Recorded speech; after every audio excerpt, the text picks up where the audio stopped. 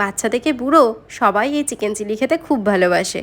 যদি এই রেসিপিটা ভালো লাগে তাহলে সাবস্ক্রাইব করে দেবেন। কর্নফ্লাওয়ার, বেকিং পাউডার দিয়ে 500 গ্রাম চিকেনকে প্রথমে ম্যারিনেট করে নিয়েছি। ঠিক ভাজতে যাওয়ার আগে একটা ডিম ফাটিয়ে দিয়ে দিয়েছি আর একটুখানি লবণ স্বাদ মতো। এখন চিকেন ভাজার জন্য নিয়ে নিয়েছি একটা প্যানের মধ্যে কিছুটা পরিমাণে তেল।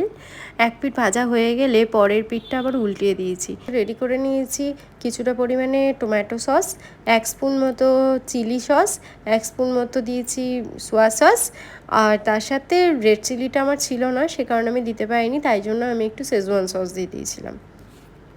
চিকেন ভাজার পরে তুলে নিয়ে আমি গ্রেট করে রাখা আদা, রসুন কুচি, তার সাথে ক্যাপসিকাম, টমেটো সব একসাথে দিয়ে একটুখানি লবণ দিয়ে ভাজতে দিয়ে দিই। ভেজে রাখা চিকেন, আগে থেকে তৈরি করে রাখা সস আর কেটে রাখা পেঁয়াজ একসাথে অ্যাড করেছি। গ্রেভি গাঢ় করার জন্য কর্নফ্লাওয়ার গোলা জল এর মধ্যে নামাবার আগে দিয়ে দিয়েছি। রুটির সাথে একবার পরিবেশন